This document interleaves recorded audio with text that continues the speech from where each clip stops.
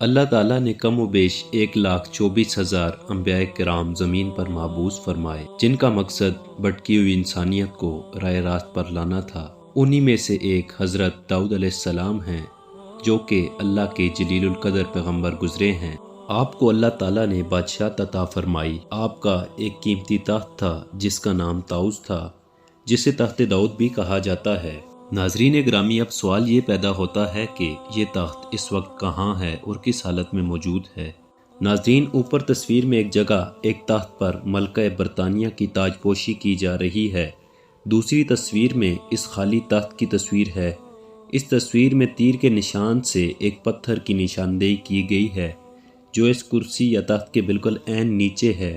یہ مقدس پتھر وہ ہے جس پر بٹھا کر حضرت داؤد علیہ السلام کی تاج پوشی کی گئی تھی۔ اسے تخت داؤد کہا جاتا ہے۔ جب حضرت سلیمان علیہ السلام نے ہیکل سلیمانی تعمیر کیا تو یہ پتھر دوسری مقدس اشیاء کے ساتھ ہیکل سلیمانی میں رکھا گیا۔ جب سن 70 میں رومیوں نے فلسطین پر حملہ کیا تو لاکھوں یہودیوں کے قتل عام کے ساتھ ساتھ ہیکل سلیمانی کو بھی گرا کر تباہ کر دیا۔ ٹائٹس نامی بادشاہ نے یہ قیمتی پتھر بھی ساتھ لیا اور اسے روم کے درباروں میں جا کر رکھ دیا۔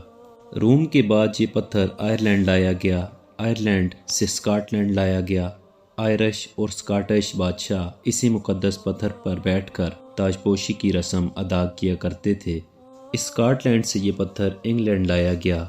انگلینڈ میں بھی برطانوی بادشاہ اسی تخت داؤد پر تاج پوشی کی رسم ادا کیا کرتے ہیں۔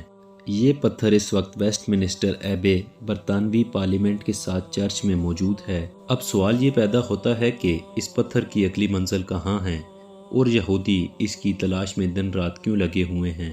ناظرین، یہودی اس تخت داؤد کو اس کی اپنی پرانی جگہ یعنی تیسری بار تعمیر کیے جانے والے ہیکل سلیمانی میں دوبارہ رکھنا چاہتے ہیں۔ یہودیوں کے عقیدے کے مطابق اس تخت داؤد پر ان کا مسیح آ کر بیٹھے گا اور ساری دنیا پر حکومت کرے گا۔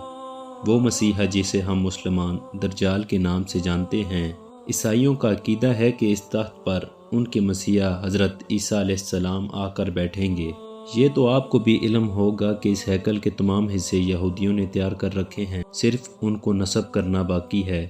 یہ ہیکل عین اسی جگہ تعمیر کیا جائے گا جہاں اس وقت مسجد اقصی موجود ہے۔ اس مقصد کے لیے گنبد زہرا اور مسجد اقصی کو شہید کیا جائے گا۔